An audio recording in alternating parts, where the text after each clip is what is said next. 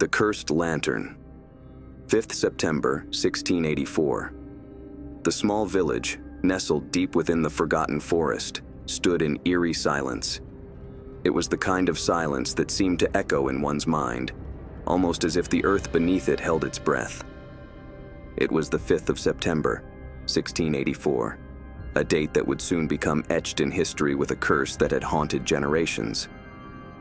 Jacob stood at the edge of the village, where old wooden houses with thatched roofs were barely visible through thick fog. He had come that morning after a long and arduous journey.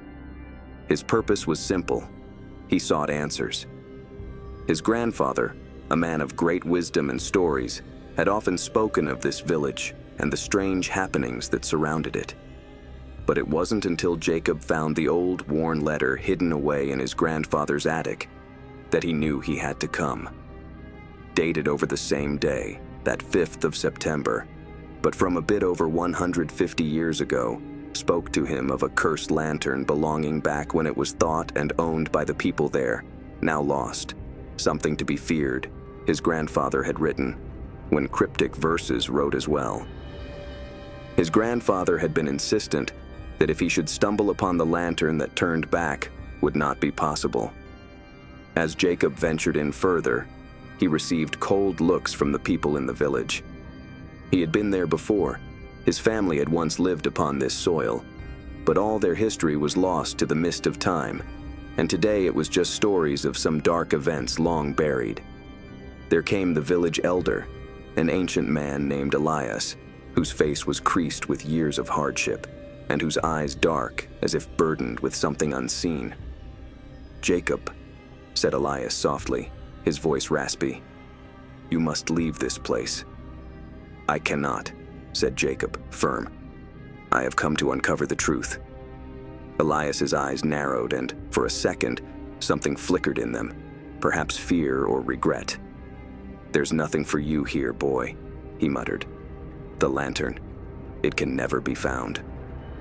Jacob was not so easily deterred. He had to know more. "What happened to the lantern? Why are you so scared?" Elias paused before he spoke, barely above a whisper. "They say it's made by some old wizard, a wizard who arrived at our town with tales of power and gold. But the lamp, it was cursed. Anyone who ever owned this would meet with a calamity worse than death." Jacob felt his hair stand with goosebumps on the back. "What of the wizard?" he asked, his question hanging in the air with a slight silence. The elder shook his head. "Number." The sorcerer disappeared, but the lantern remained, and so did the curse. It brings nothing but death, madness, and despair. A shiver seemed to move in the air, like the wind had grown heavy. Jacob knew he would find this lantern and uncover what was hidden in these villages centuries ago. The one reached to grasp Jacob's arm startled as he showed an uncanny grip for a man of that age. "Listen, boy," he hissed in his voice. "This lantern is not meant to be found. You'll regret it, just as all the rest before you do." Jacob shook himself off. "I have to know. I have to." He gazed, twisting his face in anguish. "Then you will follow their paths," he said severely. "And when you do, remember this day, the 5th of September, 1684, for it was upon this day that the curse first took a soul." Jacob turned and walked towards the old chapel at the edge of the village, his mind racing with questions. The lantern had been here, the curse had begun here, and it was his fate to uncover the secrets that lay hidden. The wind seemed to grow cold as he walked, urging him to turn back. Looming ahead was an ancient chapel, its walls cracked and weathered, bearing the weight of countless years of neglect. Air inside was thick with dust and the smell of rot. It was here, buried among the forgotten relics of the past, that Jacob would finally find what he had come to find. As he walked in, he was immediately drawn to the altar. Lifting aside the dust and cobwebs, he found something glittering dimly in the faint light. A lantern, its brass body battered and worn with age but still beautiful, unlike any other lantern he remembered seeing in the houses of the villagers. This had an aura that seemed palpable, creeping up and down his limbs. His heart was pounding. Could this be the accursed lantern? Jacob stretched out, his hand shaking as he grabbed the lantern. He'd expected it to be heavier, and the second he touched it, a strange feeling washed over him. The ground seemed to have moved beneath him, and a low humming filled the air. A sudden flash of light erupted from the lantern, blinding him for a moment. When he opened his eyes, he was no longer in the chapel.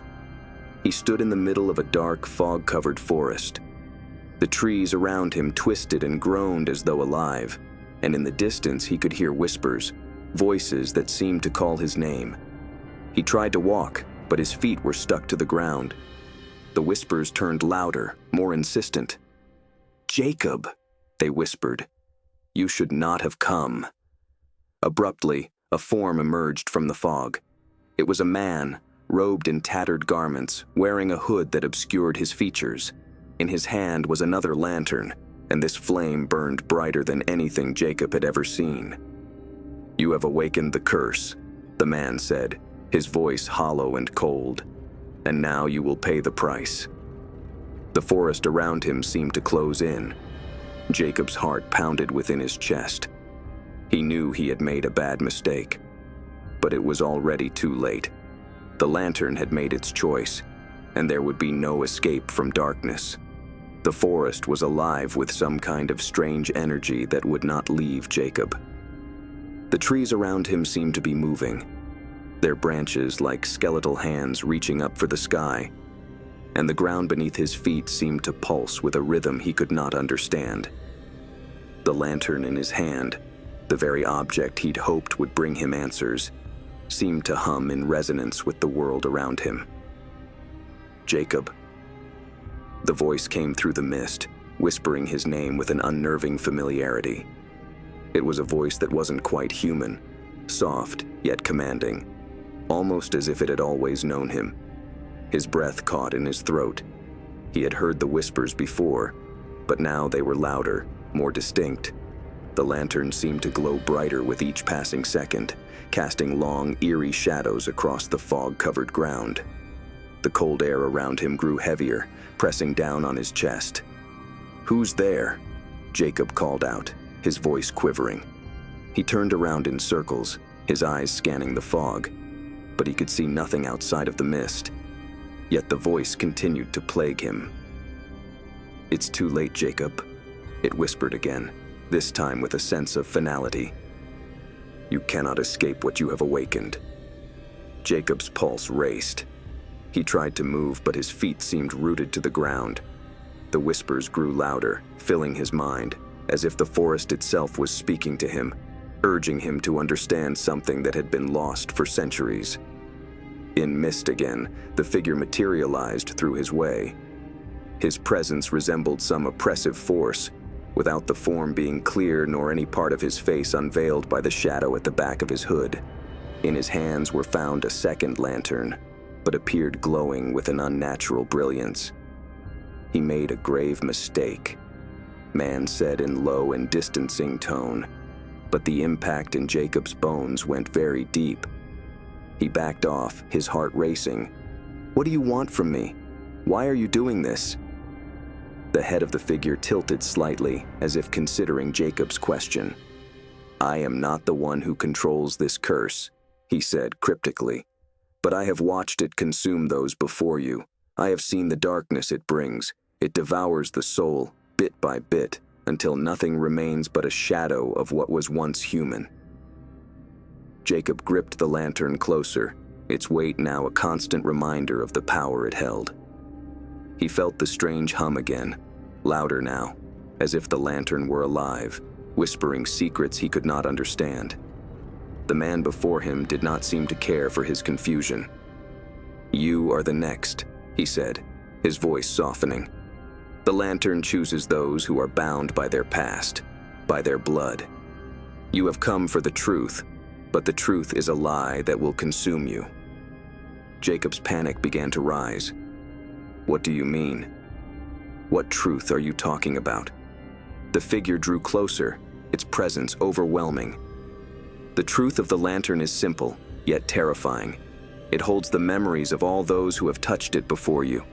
Every soul it has claimed lives within its light, and now, you are part of them. Jacob's legs felt like jelly. The voice in his head, the whispers, became clearer, more frantic. Images flashed before his eyes. Images of people he didn't know, their faces twisted in fear and agony. The lantern seemed to show him their suffering, their silent screams trapped in the glowing light. The lantern holds their pain. The man's voice echoed through his mind. Their torment is now yours to bear. Jacob backed away, gasping. He tried to let the lantern fall, but his hands were no longer in his control. They clasped around it, as if the object itself were drawing him down into some hellish hold. You can't escape, the figure said for a third time. Not from the lantern and not from what it's done. Suddenly, the ground below Jacob cracked open, revealing a deep abyss. Whispers, now deafening, poured forth from the earth as though from an endless source. Louder, more insistent. He could hear the voices coming from over there, those cries and howls begging for an end, their voices blending together to drown out everything else. The man stretched out a hand toward Jacob, his face still lost in the darkness of the hood. Come, he called out, his voice now soft, almost soothing. The lantern will show you everything, the past, the future, everything. His eyes were transfixed on the abyss that lay below, swirling within it the faces of those lost to the curse. His body screamed to get up and run, to escape, but he was paralyzed, unable to move. You have a choice, Jacob. The man's voice grew distant, almost as if he was retreating. You can accept the darkness and join the rest of them, or you can fight it.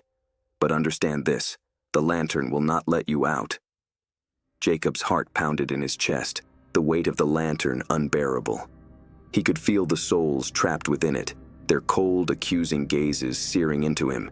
He wanted to scream, to throw the lantern into the abyss, but his body refused to obey. The whispers in his mind had become a chorus, pulling him toward the void. Out of the darkness, a flash of light burst from the lantern. He was blinded once again. The figure before him disappeared, the forest stilled, and the earth beneath him solidified. Jacob fell to his knees on the ground, still clasped his hands around the lantern. Time stood still for a minute. Then, in the distance, he heard it. A voice, feeble and raspy, calling his name. He thought his heart had stopped beating. It was his grandfather's voice. Jacob, the voice whispered. You are not alone. The lantern's curse. It can be broken, but you must find the key. Jacob's hands trembled as he clutched the lantern tighter. His grandfather's words lingered in his mind. Find the key. But where? And what was the key? The answers he sought lay just out of his reach, but now the lantern's weight was firmly on his back, its curse. The road ahead was a dark labyrinth of whisperings and silent terrors, but something was sure. There was no turning back. Jacob woke cold. The fog leaned in on him like a weighty shroud. His body hurt, but that was a trifling pain to the suffocating fear that wrapped round his chest. The lantern was still burning bright, and its light was going through waves as if the thing breathed with his rhythm. It was no longer a mere object. It was the presence, the force, and it wanted something from him. As the morning fog lifted, Jacob found himself standing on the edge of the cursed forest. He had no knowledge of how he had got there or how much time had passed. The dark forest behind him loomed with twisted trees like sentinels of old ages, watching every move he took. Jacob. It was a soft whisper on the wind, and yet he knew the voice. It was like a nightmarish repeat that chased him in dreams and somehow called his name from within the abyss. His heart began racing.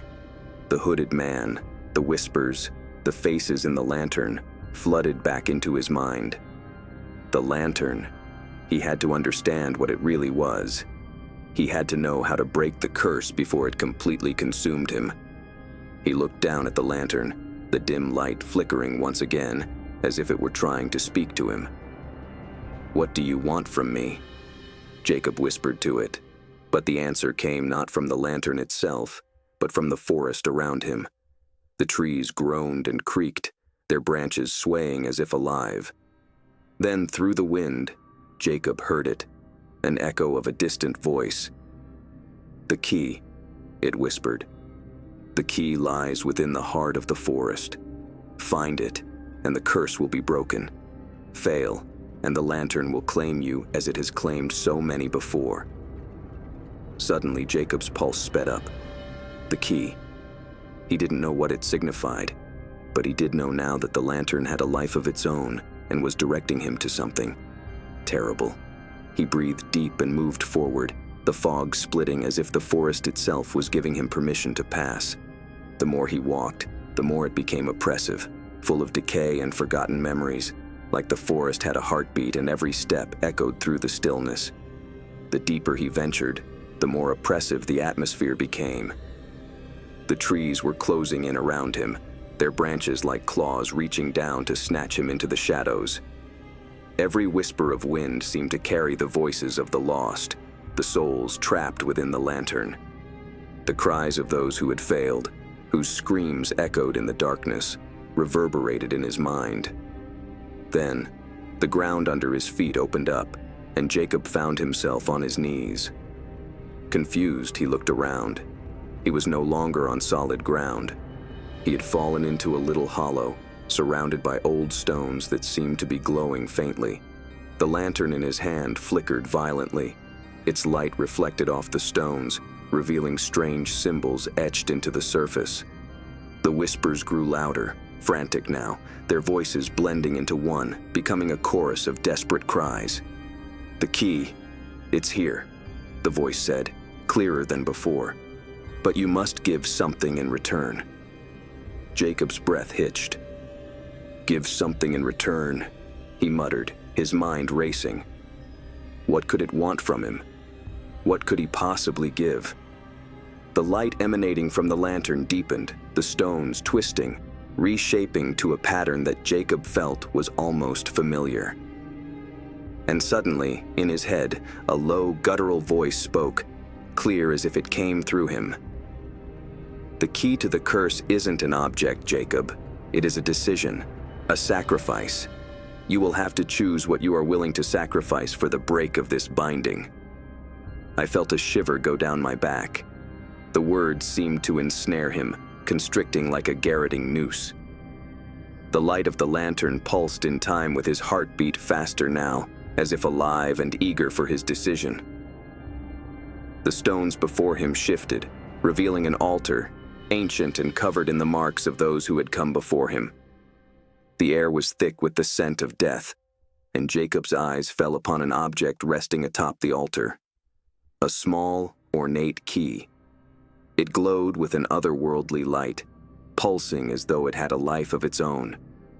He reached for it, but his fingers touching the cool metal was enough to make him feel a wave of nausea wash over him.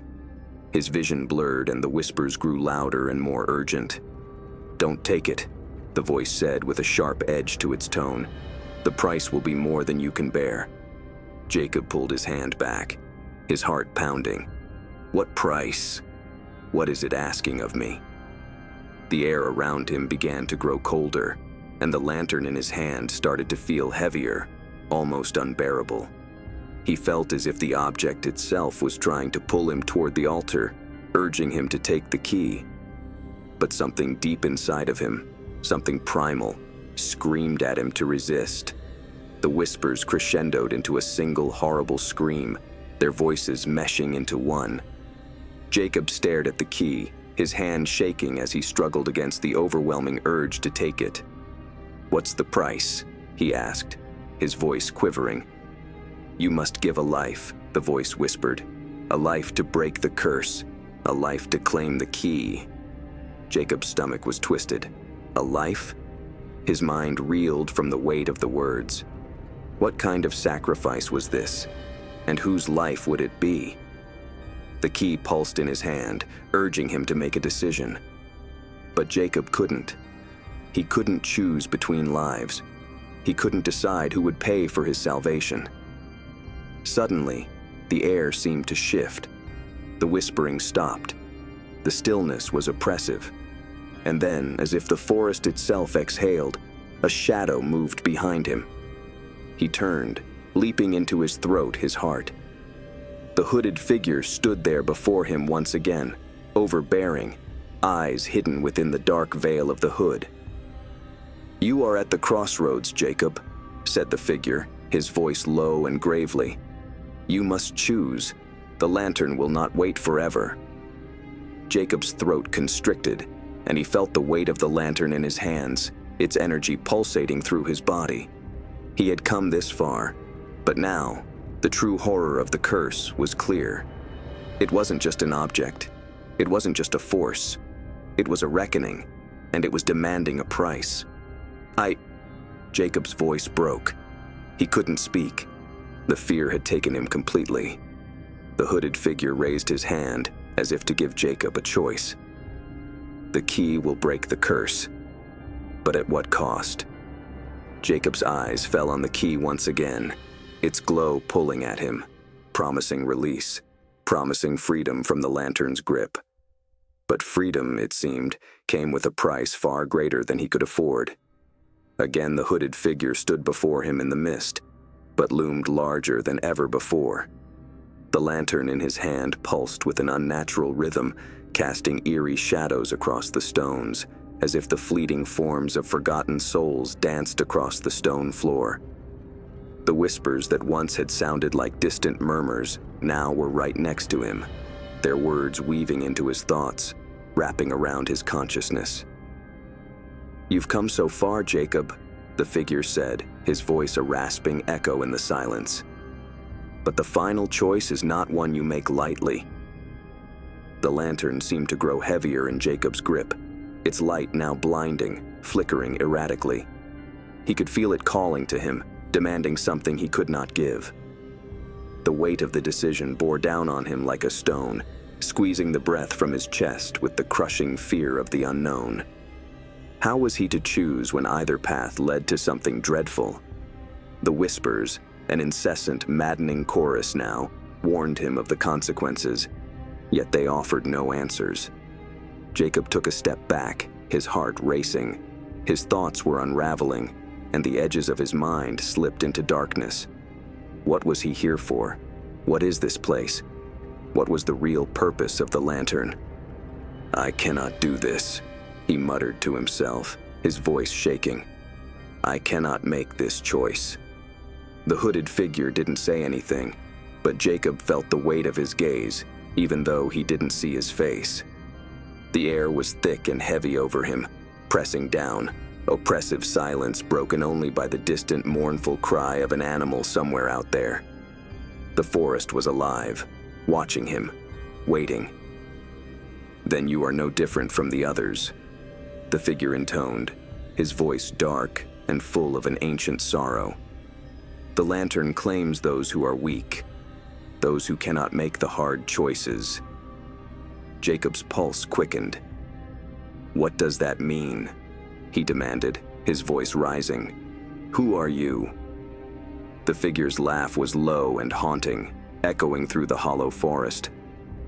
"I am but a reflection of the curse," he said, stepping closer. "The lantern has a will, a hunger. It feeds on those who are lost, who seek to break its power. But the power of the lantern can never truly be broken. It can only be passed on." Jacob swallowed hard, his eyes never leaving the figure. "Passed on," he whispered. "What do you mean? What does it want from me?" He raised a hand, pointing toward the lantern.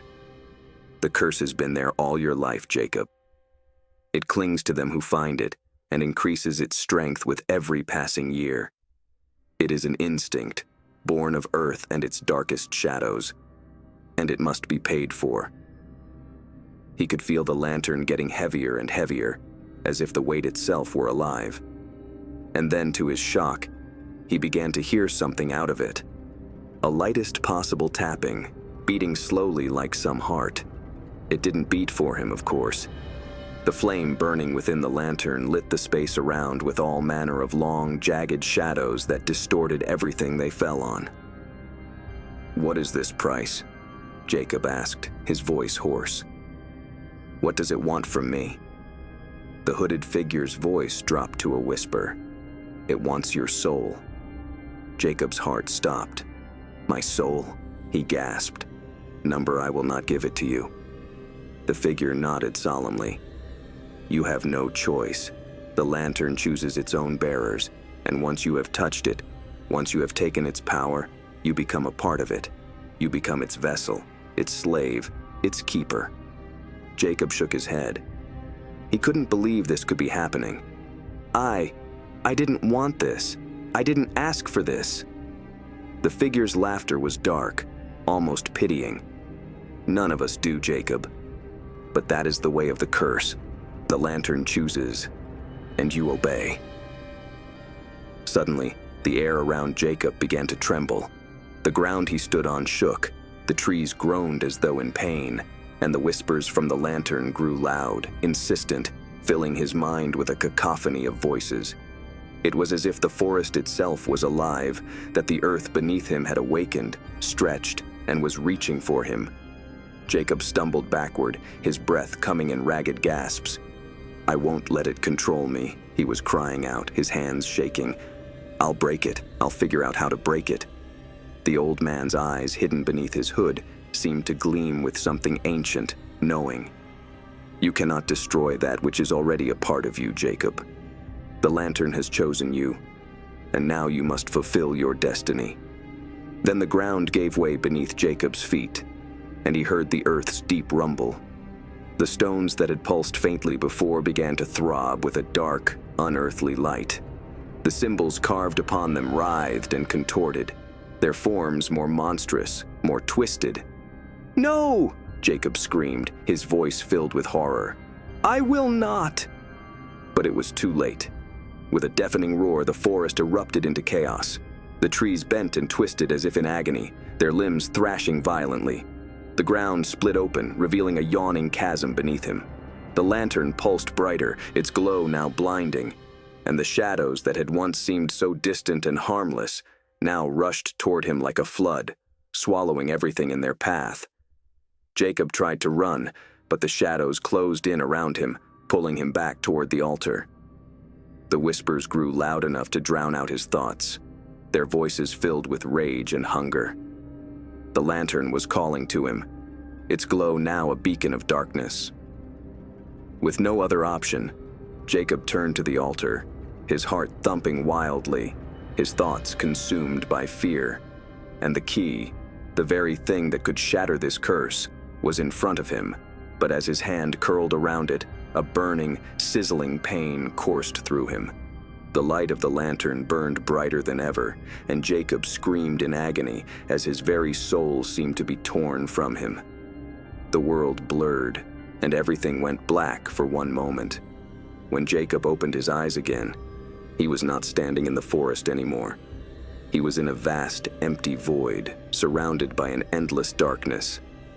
The lantern was no longer in his hand, but he could feel its presence, its power, still pulsing within him. "Welcome, Jacob." A voice echoed from the void, its tone both comforting and terrifying. "You have chosen." Jacob's eyes opened. The darkness was stifling, cold, damp, and thick as tar. He could feel the weight of it pressing against him, as though the very air was alive with the echoes of 1,000 unspoken voices.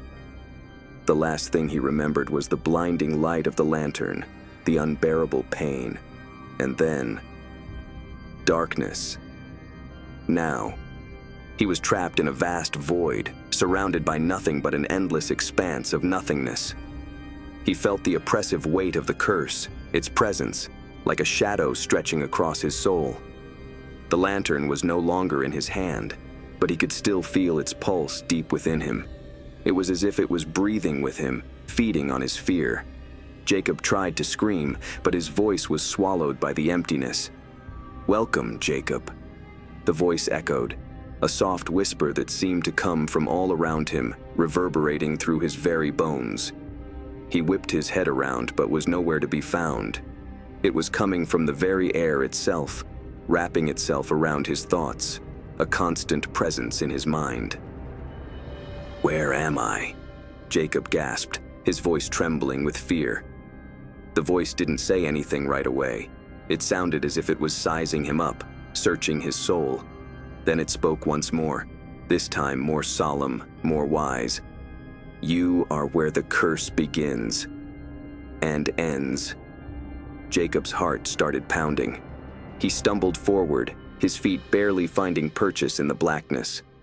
Every step seemed to pull him deeper into a chasm that threatened to swallow him whole. The air was thick, suffocating, and he could feel his every breath growing more shallow as the weight of the words pressed down on him. He had felt the power of the lantern before, but in that place, it was crushing him. It was as though it had consumed every inch of his being, leaving him hollow, empty, and broken. "You've always been part of it, Jacob," the voice continued, its echo surrounding him. "From the moment you touched the lantern, it chose you. You are its keeper, its vessel, and you will carry its burden for as long as you live." It hit Jacob like a fist to the chest. He thought he could escape. He believed that if he resisted, if he fought hard enough, he could break free. But now he understood. There was no escaping it. The lantern's curse had taken root in him, woven into the very fabric of his soul. I won't let it take me," Jacob choked out, his voice cracking with desperation. "You have no choice," the voice replied, its tone colder now, sharper. "You are bound to it. Forever." All of a sudden, the darkness around him started to shift. The void that had once been still and silent now hummed with an eerie energy, the air crackling with an unseen force. The ground beneath his feet was shaking, and Jacob stumbled backward, his heart racing. He could hear something now, a low, rhythmic thudding, like the beating of a heart. But it wasn't his. The darkness twisted, and Jacob saw it, a great, towering figure emerging from the void. Its form was indistinct at first, a blur of shadows and smoke, but as it drew closer, he saw the outline of a face he knew. It was the one from the forest, the hooded figure, the one who'd spoken to him first. Yet, something was all wrong with him now. His face was contorted and grotesque, a macabre mask of torment and rage. His eyes blazed with a weirdly ethereal light, as if a dark energy wavered around him, almost rippling the air. The figure nodded slowly, a deliberate and slow movement of limbs. "I am its first bearer, the first to succumb to its power. And now, it is your turn." Jacob's chest tightened with fear. "Number, I won't let you control me." The figure's laugh was low and cruel, echoing through the void like the sound of 1,000 souls in torment. "You cannot escape it, Jacob. The lantern has claimed you. You are its keeper, its slave, and you will fulfill its purpose." The weight of the power of the lantern lay on Jacob again, its influence suffocating him, consuming him from the inside out. The figure reached out, its fingers elongated and twisted like the claws of some ancient predatory beast. "Take it," the figure commanded. Jacob hesitated. The lantern. He had to break it, he had to destroy it. But with his hand reaching for it, he felt this deep lurch of pain as though his very soul was being rent apart. The lantern pulsed to answer that call, its light shooting higher and higher until it blinded him completely. It felt as if the fire had actually caught inside of his body, moving his very cells as it roared to the surface. Yet still, he could not help himself. He couldn't let go. "Don't fight it," the figure whispered low, his voice soft and soothing. "It is your destiny. It is your fate." Jacob felt the weight of his choice crushing down on him. He could not escape. He could not run from the curse. The lantern had dug into him, and he was forever to be chained with it. But a part of him fought still. A part of him was unwilling to give in. With a final, defiant cry, Jacob reached for the lantern. He could feel the darkness closing in around him, the shadows swirling, the whispers growing louder, until they were a deafening roar. But even as he touched the lantern, something shifted inside him. Something inside him snapped. The light flared from the lantern and engulfed Jacob.